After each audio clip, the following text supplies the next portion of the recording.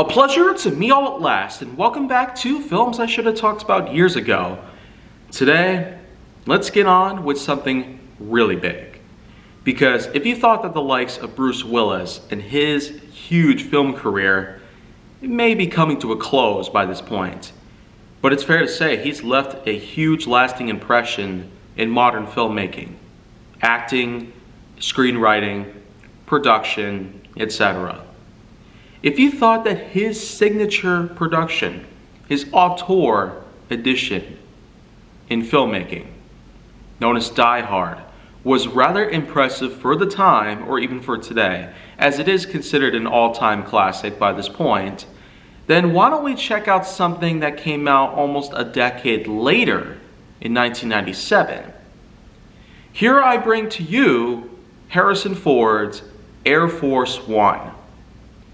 Now, the reason why I reference to Die Hard in this instance is because, let's just say, this does act almost like a bit of a cash-in that's very belated compared to the Die Hard trilogy at the time. Because right now, it is currently a quintology, where there's 5 films in it right now. There's never been any plans to create a 6th because they knew when to stop.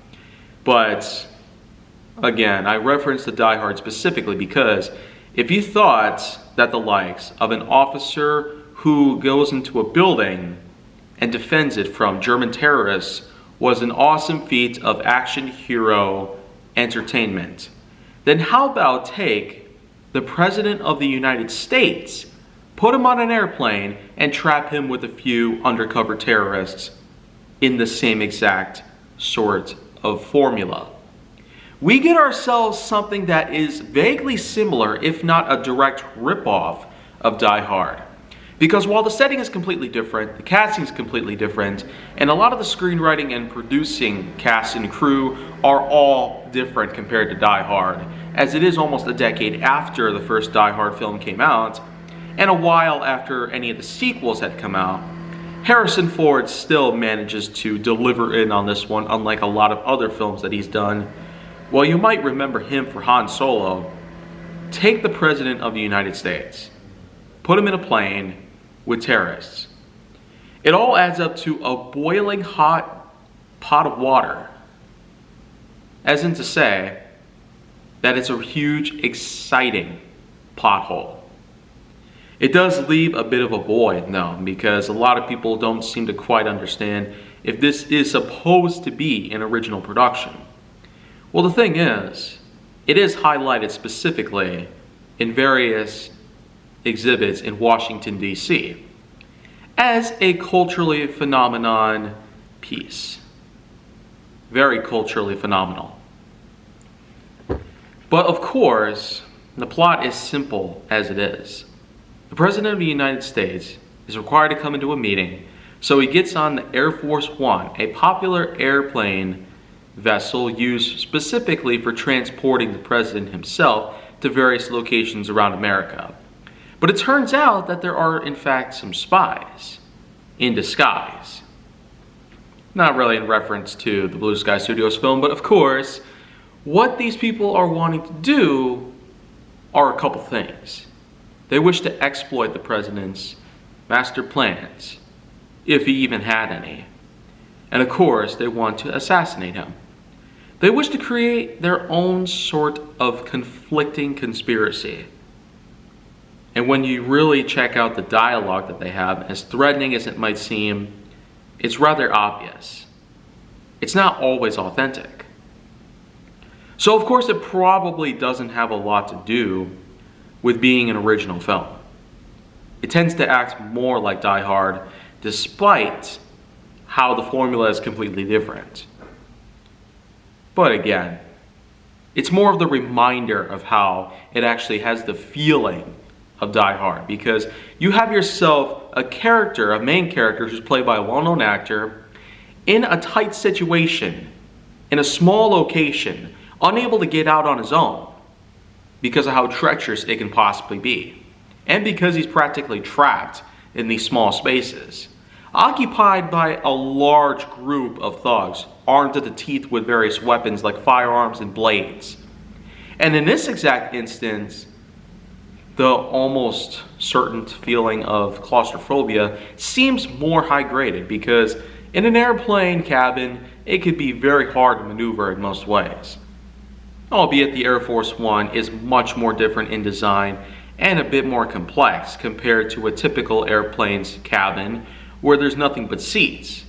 But in this instance, this airplane's got rooms of all sorts, and is typically seen at a much larger size compared to your average 737 jet by Boeing or your typical Airbus. But I really do have to mention some of the biggest highlights of this movie, such as the part where they enter the cargo bay. Yeah, the cargo bay is actually where our climax takes place. And the president himself nearly gets shot out of the back of the plane itself, along with some of the spies. And it's really hard to put it together in words. I highly recommend that you watch it. It'll be available on some platforms, but only for some time. I'm really fortunate that I was able to get a watch of it at the time that I did so. But while some people might actually look at this in different ways, it's more about the feeling of it. At least in comparison, there's an awful lot of similarities to Die Hard, with the main character, who's of course played by a well-known actor, stuck in a small space, occupied by a lot of people armed to the teeth and hostile enough to want to kill somebody, or multiple people if they have to. So when you really think about it, it is more or less just Die Hard in an airplane with a cop replaced by a president. That's pretty much all there is to it. Everything else is just simply a few bits of sprinkles on the sundae. It might be tasty, but it hardly has anything to do with more originality than you might think. So for that, I feel like that the overall score that I will give it is a 6.9 out of 10.1.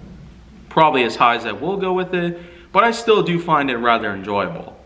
Especially because the stakes are raised, the action is a bit more enticing compared to Die Hard, and for this being a lot more on the obscured or rare side or lesser known side of things when it comes to Harrison Ford's rather huge film career, at least in comparison to a lot of his other roles, I do find this to be quite entertaining. And as a seeker, I'm especially proud to find all sorts of rare gems that can actually be enjoyed today.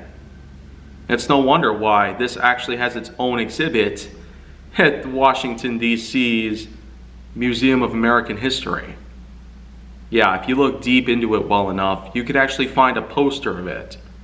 So, in a way, there's not much else I could point out here, but just for the fact, you should go watch it. That's it. 6.9 out of 10.1. So if you want to see more go down on my channel, then make sure that you like, subscribe, comment, follow me on social media, and stay on the Hollywood side.